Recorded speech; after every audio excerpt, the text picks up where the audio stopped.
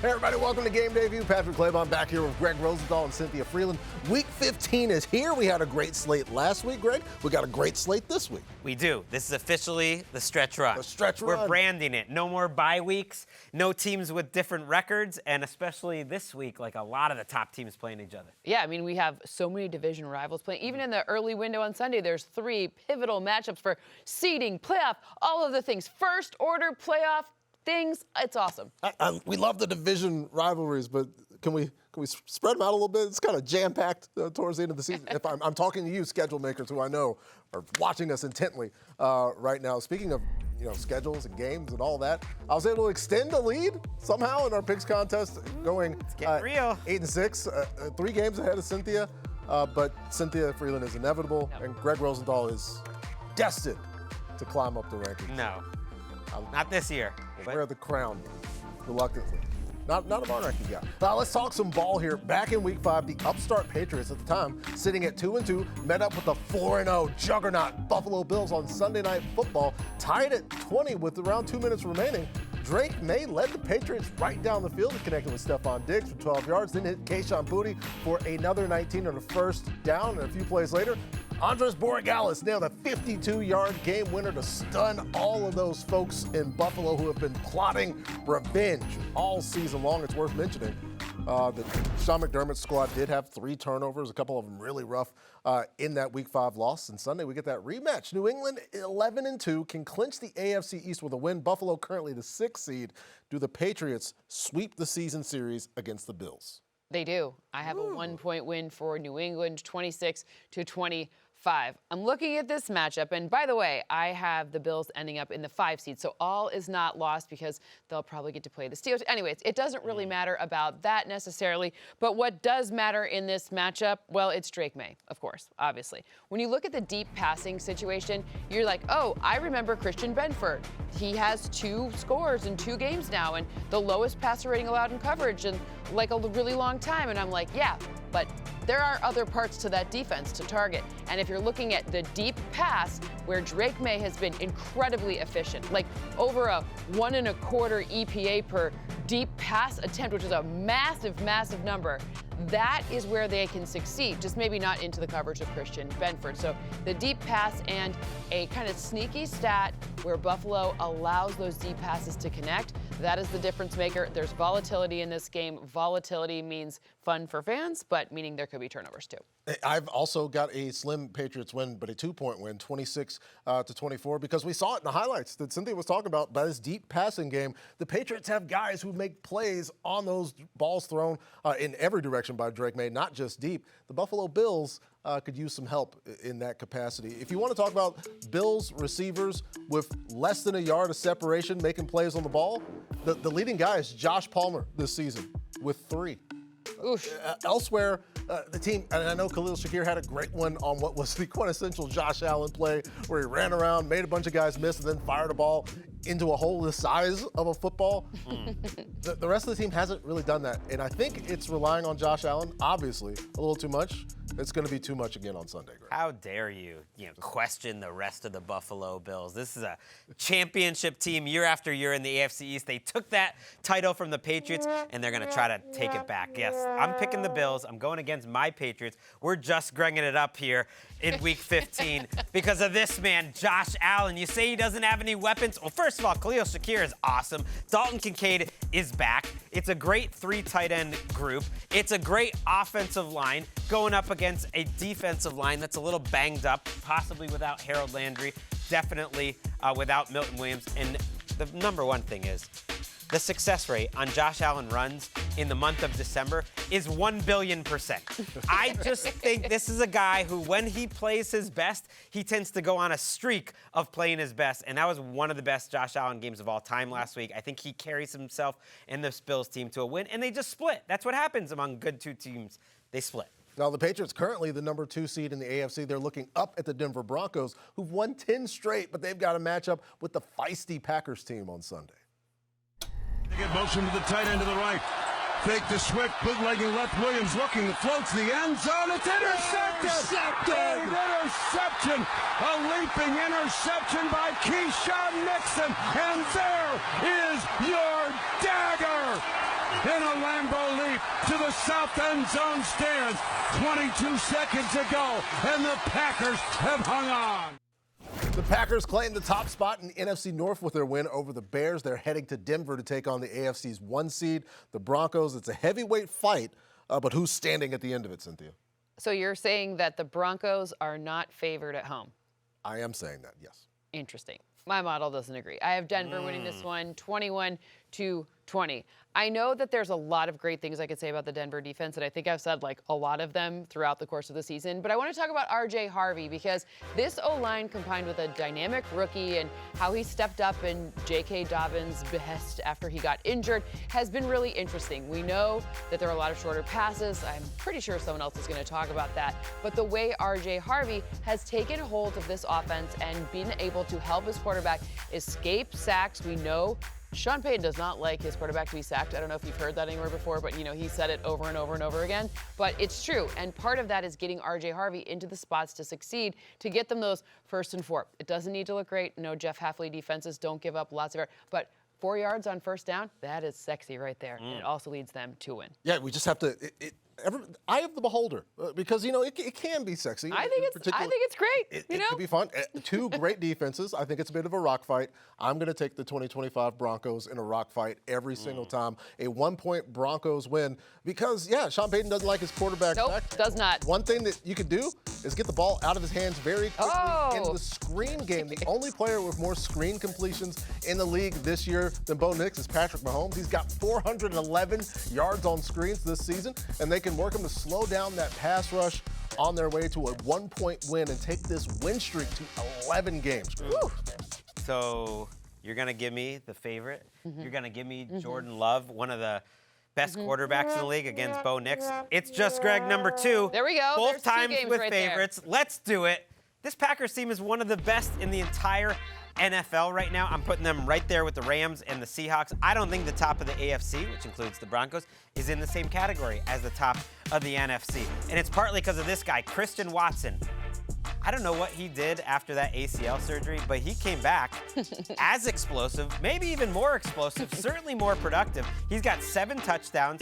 He's got as many deep catches as anyone in the NFL since he returned, tied with CeeDee Lamb, and I think this is a defense they can take advantage of everyone not named Patrick Surtain, and that's you, Riley Moss. So Christian Watson on Riley Moss. I think the Packers get the win. We like Riley Moss. Yeah, We like Riley Moss, but he's not Patrick Surtain. Used to getting targeted, catches another target from Greg Rosenthal here. The Packers and Broncos have some history. Denver beat Green Bay way back, it wasn't that long ago, Super Bowl 32. You know who else has some beef? Jared Goff and Matthew Stafford.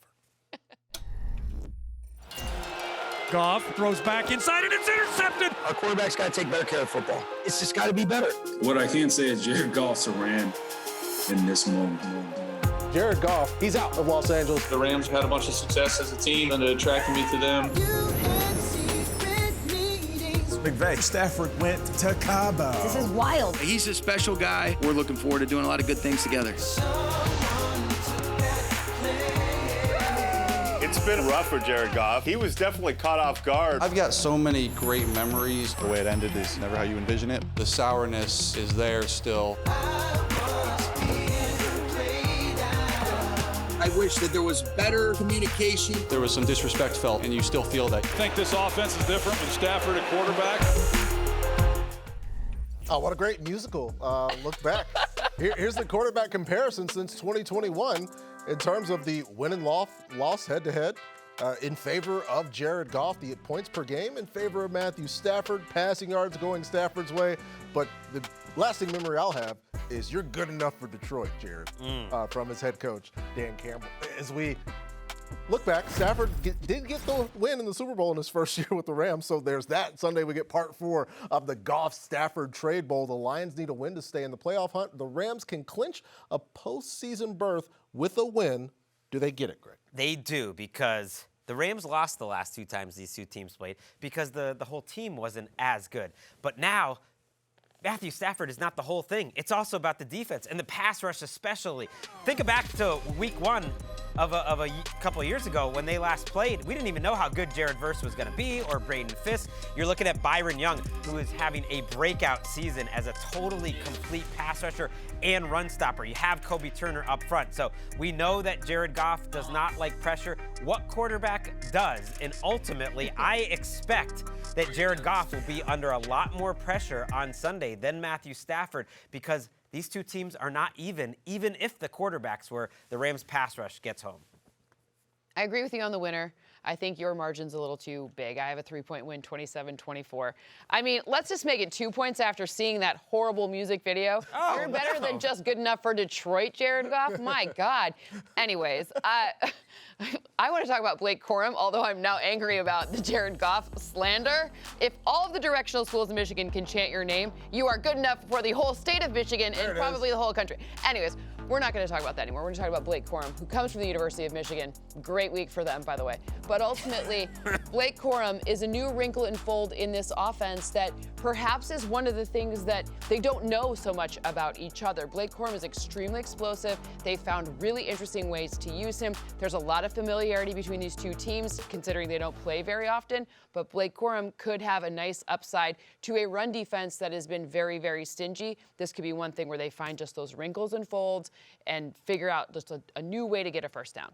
And now we have an interesting opportunity for Lions fans to take a picture of the screen, because I'm also taking the Rams, and meme us away. No, I don't want to be in this meme. With Cynthia in the picture, because that's going to be that's more likely to have a picture taken. Yeah. I don't know what's happening. Cynthia kicking. I got a 1-point win. No, I don't want to be a part of this.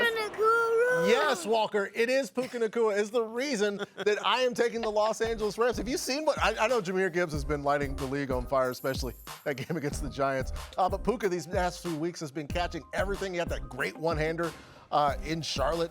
The Rams lost, but that's going to be the lasting memory of that game for me. 2 touchdowns against the Cardinals. He averages 108 yards a game in his career against the Lions, in his career kind of coinciding with the Lions being good. Kirby is banged up. No more Branch the rest of the year in the secondary. So, yeah, it's Ramley across the board for us. It's time for Who's Eating Good, presented by Applebee's. Cynthia, which quarterback in the game is more likely to throw for over 260? JG or Matthew Stafford? Your probable MVP, Matthew Stafford, is the answer to this one. You talked about it. There's no Brian Branch. Problem. Terrion Arnold, where are you? You just had surgery today. Hope it went well, buddy, but not on the field. This is not great. You know, we saw a lot of DPI. Like, it's just not a good situation for the Legion of Whom. It's going to be a big advantage for Puka Nacua and all the pass catchers for Matthew Stafford.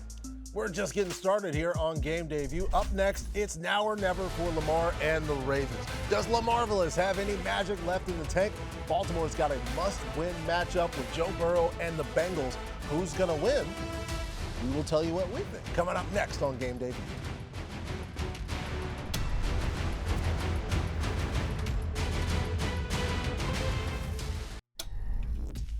We're back on Game Day View with NFL Plus. Keep the NFL in reach. Stream live, local, and primetime games on mobile during the regular and postseason. NFL Network, including one more exclusive live game this season, live game audio, and more. With NFL Plus Premium, get more football with NFL RedZone, game replays, and NFL Pro. Sign up today at plus.nfl.com/network. Terms and conditions apply. Time for Seize the Season, presented by Caesars Sportsbook, as we look at the first touchdown score odds between the Ravens and the Cincinnati Bengals. Somehow, Derrick Henry ahead of Jamar Chase in this one, as Chase Brown, Mark Andrews, and Zay Flowers round out that top group of players. Let's discuss this matchup a bit more. The Bengals took it to the Ravens on Thanksgiving, winning 32-14. The Ravens couldn't stop turning the ball over, and Joe Burrow's return was great. I think the Ravens win it this time around. A score of 29-28. Not having a pass rush is a definite issue against Joe Burrow and the Bengals, but Lamar Jackson appears to be moving a bit better, so we can add some points. How do they do that with the issues they've had up front? They could just run play action. He's completed 80.3% of his passes. While the Ravens were running play action, it seems like some of the guys up front might be better at pass blocking when they're pretending to run block. He's only trailing Sam Darnold in yards per attempt when they run play action. I'm just perhaps I'm wish-casting a particular direction that they could go to win this game, but I do have them winning it by 1 point, Greg. I have the Ravens winning by 3 points, and I think it's going to be a score fest. I don't feel good about either one of these teams right now. I think Joe Burrow is going to play well in this game because when you watch what he did last week in the snow, he was disappointed because of how it ended with a couple turnovers. One's on a tip pass. One is just a ridiculous play by Christian Benford. But he was playing incredible football. I can't tell you how many highly difficult throw and catches he had. That throw to Chase Brown was incredible, and his receivers are coming through for him. It's like they're playing even better. We don't know about T. Higgins' status in this game, but the vibes are down horrendous in Baltimore, and I just don't feel good about either of these teams, but I do feel good just about points. I don't trust ultimately in the defenses. I trust more in the quarterback, so I think lots of points. And ultimately, I think these two teams deserve to split, so that ultimately Baltimore gets the win. I agree with you on points, but wait till you see how unsure I am about points. I have Baltimore winning by 2. Maybe the most annoying one. Anyways, but that's the most annoying score, but Derrick Henry is the difference maker. I was surprised Chase Brown wasn't the highest first touchdown scorer odds. That was interesting to me, but Derrick Henry on outside runs specifically against this defense. This is where this defense has been extremely vulnerable week in and week out. I'm not saying there's a lot of bright spots in the Bengals defense. I'm not saying you can't pass on them. I'm saying do the thing where you're not going to turn the ball over. You know what that is? 22, end zone, just have him run. So I'm looking at Derrick Henry in this situation, and I'm saying I do understand why he had the highest odds for the first touchdown. I think it's Chase Brown, but I think he gets a second touchdown. How about that? That works. Makes perfect sense. Seize the Season brought to you by our friends at Caesar Sportsbook. New users can bet $1 to boost their next 20 bets by 100%. Must be 21 or older. See Caesars.com/promos for full terms. Steelers up 27-22, AFC North division lead on the line. Clark and Ramsey back inside their own 15-yard line and even retreating as the ball is snapped to Lamar Jackson. Rush coming from the backside. He's hit and taken down. It's Highsmith with the sack back at the 38-yard line, and that will do it. The Steelers come to M&T Bank Stadium and win 27-22, and they are back in first place by themselves in the AFC North. Steelers handed the Ravens last week a big loss to claim the top spot in the AFC North. They're playing host to the Dolphins on Monday night. The Fins have won 4 in a row. They technically still have a shot at the playoffs. Who wins this game as the Fins try to sneak their way in? Yeah, I think that they do actually end up winning, but just by 1 point. 22-21 is where the model nets out because Devon Achane is likely, healthy enough to be able to be his effective and efficient self. The offense has weird metrics. Jalen Waddle's been good, but Devon Achane, he has been the rudder. He has been the reason that this team is navigating these waters of wins when it started off looking pretty terribly. When you look at his ability to accelerate once the ball's in his hands, when you look at his fatigue, even in the cold, you look and start to see those. It doesn't matter. Devon Achane for $1 million to the moon. That's the difference maker for me in this one. Yeah, I have been making an even bigger difference because I've got a bigger Fins win 23-18 because I'm looking back at Aaron Rodgers completing all these deep passes, 3 of them with 20 or more air yards. He was 0 for November throwing the ball deep. None? 0 in the entire month until they played the Baltimore Ravens.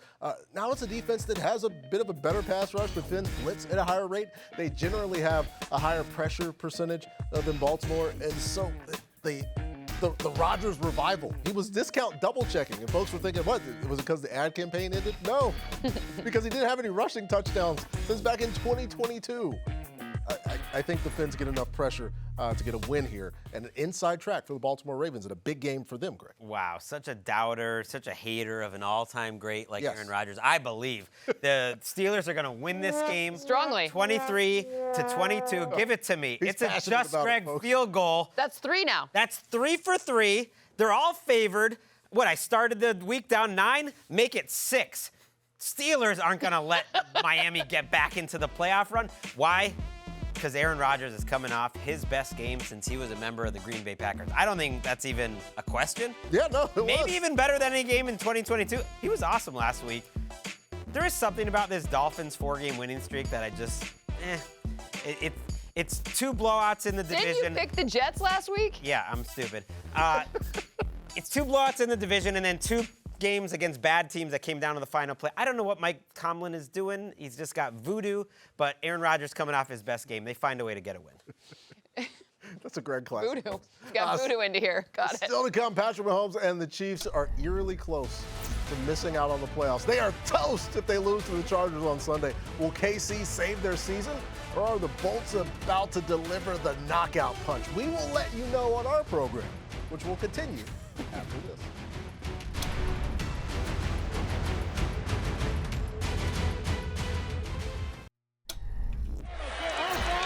Hurts in the shotgun. A touchdown would win it for the Eagles. Hurts pulls it, throws. Intercepted, game over! Intercepted, game over! Deion Henley. Game over, the 4th interception, Tony Jefferson. Unbelievable, Unk does it. The ball always finds Tony Jefferson. And it was tipped to him. Unbelievable way to end this game. Time for the read, presented by Microsoft Copilot. Microsoft Copilot, your AI companion for NFL game day and every day. Lots of star players on both sides of the ball in a rematch between two teams we saw week 1 in Brazil. Justin Herbert's legs helped get the better of KC in the first game. A couple of potential Hall of Famers on the defensive side of the ball, highlighted by Copilot in a huge game in the AFC West. We'll dive more into this Chargers-Chiefs matchup, a must-win for KC, whose playoff dreams are on life support. Do Herbo and the Bolts deliver the knockout blow to KC, Cynthia? Nope. Oh. I feel great about this again. 24-19, Kansas City. I would love to know my record without Kansas City in it this year.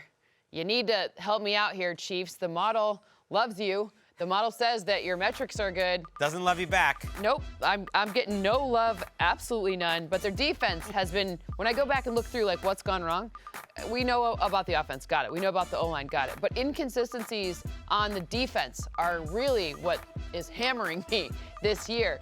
We saw about, 12 total minutes in the second half of last week where the defense looked like the defense that we thought. And now Trent McDuffie then gets hurt. Ruh-roh. So I have them winning. I'm going to see their defense hopefully play the way that we imagine, but I will say it does help that the Eagles got after Justin Herbert on 68% of his dropbacks last week, meaning pressure could happen. That's how they would have to do it. I can guarantee you're not going to pick up a game on me here because I'm also taking the Chiefs.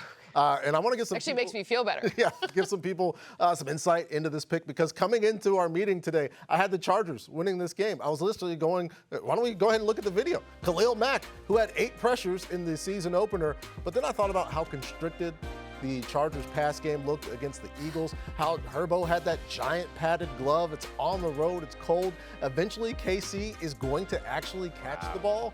I'll take the Chiefs at home here, Greg. I hate that you did that. You're winning this picks competition, Patrick, in large part because of all the hate in your heart for this Chiefs team and picking against them all year. Actually, I think you picked up a game on us when we both picked the. I'm just saying, you've been picking against them all year. Now you give up against the Chargers. Or I can make the argument that I'm just picking better than Greg. Well, How that's about true. That? Like 9 games and me, better. Both of us. But it's only going to be 5 games better because this is my 4th Just Greg. Whoa. Let's go. Chargers win this game. Let's go back to week 1 because sometimes the narrative, the vibes, just the tone for the season is set early on.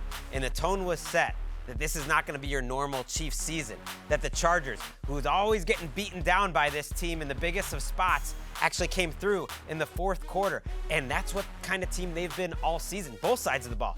Chargers defense is playing really well right now. So it's not just the Chargers offensive line that could struggle, it's the Chiefs offensive line. And I think the Chargers defense will be swarming in this game. And I know Herbert was attacked and brutalized against the Eagles. The Chiefs don't have that kind of defense. I really do think Chargers win this game. I love them to cover that 5.5 too. We just want you to be okay, Justin. I know. Is your hand okay? Stop protecting the ball with it. The Chargers and the Chiefs expected to be one of the lowest scoring games of the week, according to Caesars. Let's take a look at the other ones. The Raiders and the Eagles at 38.5. Browns, Bears at 39. Panthers and Saints getting 40.5 points. The rest of the expected low scoring games. Let's get to the 2-minute drill. Presented by the Wells Fargo Active Cash Credit Card as we make some quick picks here on game debut, the Raiders and the Eagles. Maybe Raiders fans will provide Birds fans with some perspective as Phillies drop 3 straight. There's no way it goes to 4, right, Greg? There is no way. In fact, I think everyone's going to be partying. I have the score 37-12. Kenny Pickett revenge game. Give me a break going back to Philadelphia. Let's talk about the defense for Philadelphia. It's at that game.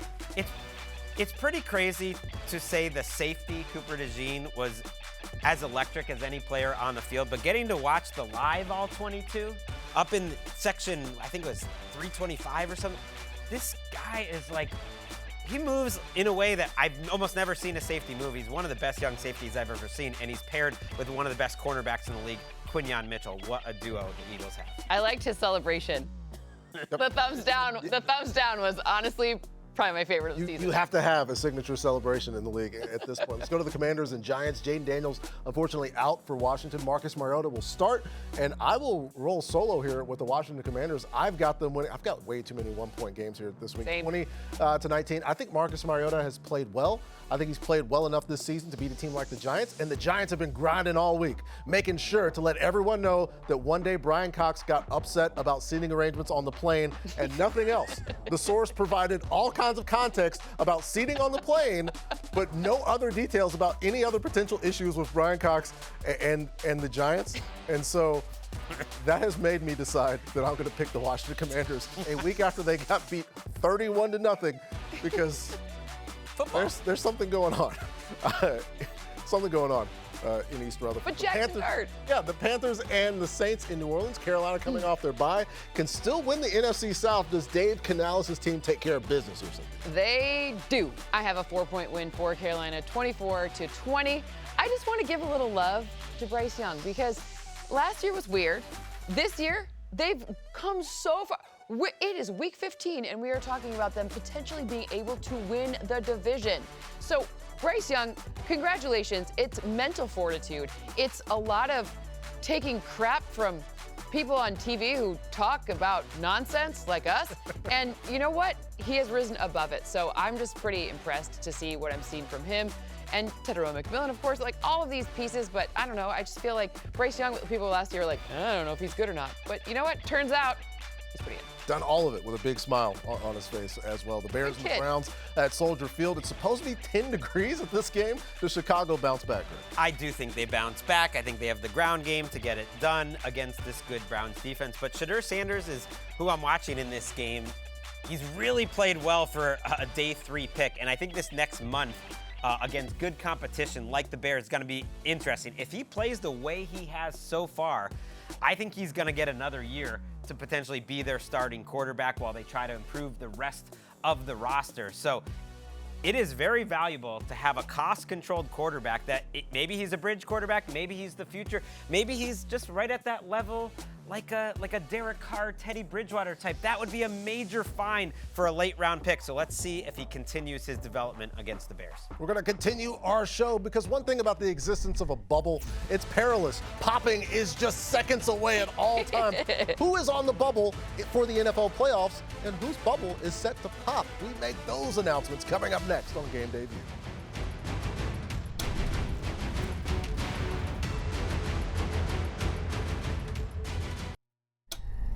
4th and goal from the 2. Hawkinson in motion to the right. McCarthy back to pass. Fastball right. Caught. TJ bounces off Commanders. Touchdown! TJ Hawkinson with a tough guy touchdown. And the Vikings lead 30-0. It's time for What's Ahead, presented by Credit One Bank. J.J. McCarthy threw 3 touchdowns and a shutout win against the Commanders last week. Now the Vikings going to Dallas for some Sunday night football. The Cowboys remain in the playoff hunt, albeit very slim hopes, but they are in there, Cynthia. Do they get a win that they need? They do get the win that they need. 28-21 is what I have in this one because we know Brian Flores, he's going to blitz. Spoiler alert. And you know what happens when you blitz Dak Prescott? Bad things to your defense, connecting with receivers. You know, you can get a little Javonte Williams action in here if you're a fantasy manager looking to win your playoff game. I think you can fully play Javonte Williams as well. But when I'm looking at Dak Prescott's ability to not just navigate, but dice up any sort of blitz you want to give him, and we're talking all of the different types of blitzes, You just don't want to do it to him. And I don't think they have another trick in their book to generate pressure against Prescott other than blitzing, which is clearly what they do. There was a particular trick that the Cowboys had in the book to generate pressure. It was back in week 11. They went up to the Jets and they got Quinn Williams. That helps generating pressure, especially where they need to against J.J. McCarthy up the middle. I have got the Cowboys winning this 26-18 because Quinn Williams in the first few weeks 1 through 8, he didn't have any games where he generated 5 or more pressures. He's done that in every single game that he has had a star on his helmet. He's been a star for the Dallas Cowboys, and I think he powers them to a win here, Greg. I agree. I think it'll be closer than the number. So I have the Vikings competing in this game. It is a talented roster, and I think you saw that last week. And ultimately, J.J. McCarthy played his best game of the season a week ago. So let's just hope for better things for a young quarterback who had a couple nice throws on these deep outs. He had that 4th down play to Hawkinson. It wasn't a lot of like 2nd, 3rd reads, but they simplified the offense according to Kevin O'Connell. And look, maybe they should have done that sooner because all that matters is being effective. You don't have to have all like of your fancy stuff where you're expecting him to be Kirk Cousins. I think that's a lying liar who lie things. I mean, what are you supposed to say? We just did the same thing and got a different result. Like, people were like, well, how does that work? We made it more complex. Like, I think that's just some coach speak for you. You know, we simplified. We went back to basics, you know? We just did football things. He made a football. He's a football guy. He's got a football heart. He's a football guy. Whatever it is, 9 is making it happen. Yeah, get back in our lives. Not the Cowboys need a win to stay in the playoff picture. Let's take a look at all the teams currently on the fringe when it comes to the postseason. There's a few of them. As you look back at the bottom of the AFC, you've got 3 6-7 teams. The Cowboys tie with the Packers has made things chaotic down there at the bottom of the NFC, but those teams have hope as well. So it's time for the playoff push. Let's discuss some of these fringe teams. Whether or not we think they're going to be playing ball in the postseason, we've got the assistance of the foam fingers with that. We'll start with my beloved Baltimore Ravens. Right now, they are on the outs. They've got the number 9 seed. They've got games with the Bengals, the Patriots, the Packers, and the Steelers coming up. Cynthia not feeling it. Greg wasn't either. I talked him into it because I've got the Baltimore Ravens going into the playoffs. You want to know what the path is? They get a win this week, a Steelers loss this week, or a loss against the Lions. Essentially, what the Ravens need to do is win one game, beat the Pittsburgh Steelers, and have the Steelers lose one of those games, and they get in. And why do I think they'll beat the Steelers? Because in some universes, they did beat the Pittsburgh Steelers. Like, this could have been a touchdown. There could have been a field goal instead of a touchdown. I think the Ravens are a better team than the Steelers. What about the Kansas City Chiefs, though? They've made the playoff 10 years in a row. They're 6-7. Do they make the postseason, Greg? If you had asked this even a week ago, I might have said yes, but we got to say no. At some point, let's give up the ghost. How many different, the Chiefs are finally done games are we going to need to have till we believe it? The offense just hasn't been the same. And I know some of the underlying numbers are solid, but late and close, they have not been great. And Patrick Mahomes, who I think was playing outstanding football in the first half of the season, hasn't played as well recently. His completion percentage over expected is 27th in the NFL. I think that's a receiver and an offensive stat too, where the guys aren't necessarily in the place that he expects. It's a lot of drops, and it's just an offense that can't get it going, and they have a very tough schedule down the stretch with Chargers and Broncos coming up. All right, last one. The Lions would miss the playoffs if they started today. They've got games with the Rams, Steelers, Vikings, and Bears coming up. Will the Lions find a way in? I think we are seeing game 272 will be the Lions and Bears, and it's going to be a doozy for everyone involved. I'm looking at this team, and I'm saying, Jahmyr Gibbs, thank goodness you're as good as you are. Jahmyr Gibbs, maybe you are the best running back this season. Jahmyr Gibbs, number 0. That's my only problem with him. I don't know if it's a number or not. I have a lot of conflicting thoughts on that. I don't care. I'm not conflicted about how well he's been playing. And that ability to run and navigate any sort of defensive woes that could happen, any sort of offensive line woes. You said it before. Jared Goff doesn't like pressure. No quarterback does, but Jared Goff especially doesn't like pressure. And outside, because they'd have to go outside. Anyways, long story short, I do think that the Lions get in by the tiniest of margins, and I'm going to have a heart attack for the next month. So, some of my favorite hobbies, literary fiction, love that. Yes. Searching for my tortoise in the backyard, love that. Also, trying you should be able to find that tortoise quickly. It's not easy. She digs a hole. It's a whole thing. What? The third hobby is figuring out what the Sunday night Week 18 game is going to be. Every game year, 272. I do think it's going to be Lions. It's game 272, and I'm going to be a wreck under some covers, watching with just my little eyes peeking out like this. It's going to be terrible. It's going to be a play-in game.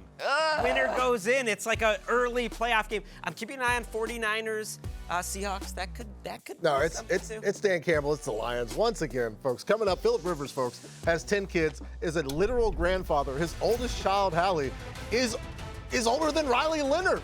He hasn't played since 2020, Philip has, and he's 44 years old, the veteran gunslinger.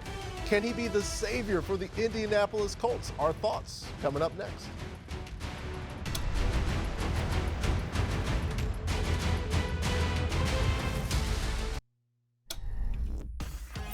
Hey, Greg, you can only play with 11, Greg! Don't dance with him, run him over. Gotta keep your butt in there. You weren't even close to making that play. We'll stop him twice, dadgummit. Hey, pooch kick right over here at you, 9-9. Hey! Oh, honey. Oh, whoop, whoop. Oh, atta baby. Oh, Lee. Uh-oh. Shoot. Oh, my gosh. Shoot. Dadgummit. Aggravates the stew out of me. Sheesh. That's what I'm talking about. Heck yeah. Time for the feel-good story of the week, presented by Geico. After a rough story when Daniel Jones went to IR, ending his season, the Colts got Philip Rivers off the couch, off the coaching sideline to come out of retirement. The team signed the 44-year-old former Colts quarterback to their practice squad on Tuesday. He last played back in 2020, where he led the Colts to 11 wins and a spot in the playoffs. Rivers, an 8-time Pro Bowler, recently became a grandfather. And good play. The Colts have the Seahawks on Sunday at 8-5. Indy sitting just outside the wild card in the AFC. Could Philip Rivers save the season and get a dub for Indy, Greg? Yes, not this week, but yes, in future weeks. And by the way, he has a chance to play. Philip Rivers is playing this game. There's no way they're bringing in Philip Rivers. And let's throw it all the way back to 2016. I have the Seahawks winning, but Rivers gets the. It's in standard definition. It's in SD. This is Christmas Eve, 2006. Rivers goes into Seattle. It's actually his first season as a starter, and he lights up the scoreboard to Vincent Jackson. This was a badass Chargers team. He was good from the jump. His first season as a starter, he was one of the best starters in the league, and he stayed that his whole career. So, yes, he's playing in this game. You think Brett Rippon's going to get Hall of Fame consideration someday, or Riley Leonard? Please. He might as well be Riley Leonard's grandfather. Like, it's not happening. Rivers is going to save this season. Okay, so first of all, 44 is a young grandfather. Like, can we just all agree on Please. that? Tom Brady played older than Philip Rivers, so it's fun to say, like, the old head thing, but, like, it's whatever. Seattle wins this game, 2 scores, 28-14. Love Philip Rivers, but you're telling me all this chemistry comes back in, I don't know, from a Tuesday to a Sunday?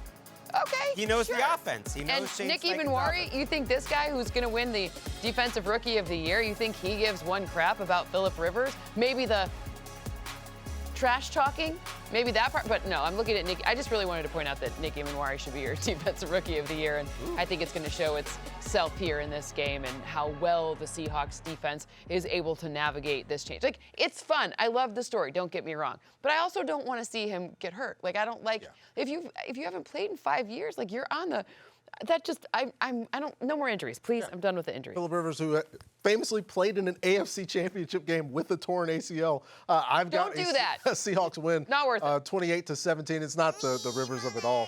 Again, like Cynthia and Greg, I hope he's okay. He's going up against the defense. It doesn't just feature Nick Ebenwari. Also, Leonard Williams. And I know the defensive lineman, everybody wants to know the sack number. He does have 7 sacks this season, but the interior's been so good. Opposing running backs have had 3 yards after contact per carry. It's the 8th lowest mark in the league. They're only missing tackles on 20.2% of the rushing attempts this season. So back-to-back weeks where Jonathan Taylor is going to need to carry the team against a defense that's very good at stopping the run. I think the Colts slide continues in Seattle. Time for quick picks here on Game Day Views. Cardinals and Texans down in Houston. Houston's won 4 straight, including last week on the road in KC. Did they make it 5, Cynthia? No, they do. 27-14. My model's pretty conservative. A 13-point win. That's a big number in this matchup. I mean, when I'm looking at the opportunity here, to see the passing game improve. So what I've seen is, if you want to look at Nico Collins and say, I don't know what kind of year he's had. Okay, cool. Look at the numbers. 645 yards on deep downfield passing attempts. He's third in the NFL in that mark. Jackson Smith-Njigba leads it. But third, that's really good. And quietly, on those 10-plus air yarders, he's been really masterful. I think this is the game where we start to see that edge up and up and up, propelling the Texans to win the division. Love it. All right, winning the division. A team down in Duval would like to try to say things about that. Jacksonville's won 4 straight. Greg, you enjoy picking the Jets here in 2025. Nah, to the Jets. Not this much. Okay. And that's why I'm trailing in the picks, largely because of the Jets. You're juggernaut. The Jets have done. The Chiefs have done me dirty. The Jets have done you dirty. Yeah, one of those things, not like the other. The Jets, have done the entire, tri-state area dirty for a decade. You know who isn't doing anyone dirty? It's Brian Thomas Jr. You might think that Jacoby Myers was the biggest acquisition of the season for the Jaguars. That's wrong, because the Jaguars last week acquired 2024 Brian Thomas Jr. He looked like his old self. He was awesome a week ago, and that is going to be huge for them down the stretch. Let's go to the Titans and the Niners. San Fran coming off the bye week. Tennessee fresh off of a win where none of us picked them. By the way, their second win of the year. I like the Niners, though. He's starting to get I love it. Starting to pick it up. Well, love it. It's honestly, congratulations to the Titans. My score is closer than y'all's, maybe reflecting some latent belief in Cam Ward and company, but the real belief is in Christian McCaffrey. You want to compare just receiving seasons, you have to go back to 2002 T.O. or 94 and 95 Jerry Rice. 85 receptions through 13 games. That's what he's doing just as a receiver. I know I joke about the MVP conversation, but no, that's what else does he need to do? The whole team was hurt, and he's carrying them on their back. Literally. When we come back, Greg's 7-week player prop hot streak came to a halt due to injury last Sunday. But like a wise philosopher and the band Semisonic once said, every new beginning comes from some other beginning day. Our favorite prop bets are coming up next on Game Day View.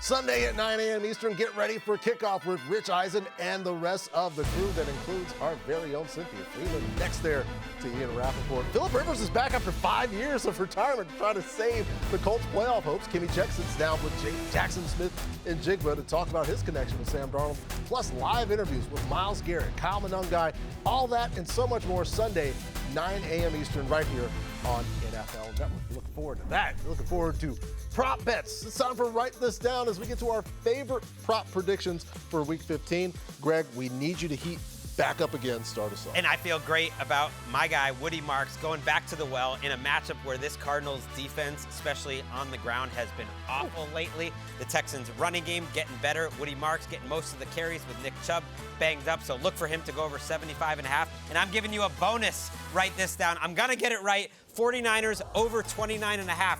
This officially counts. I'm going 2-0. Oh, wow. 49ers team total over 29.5. Okay, well, Patrick Mahomes hasn't been so great to me. Well, his team hasn't, but Patrick has. I think he's going to rush for at least 22 yards against the Chargers on Sunday. The Chargers are vulnerable on the ground. Patrick Mahomes in must-win situations. He uses his legs. I'm not worried about the injury.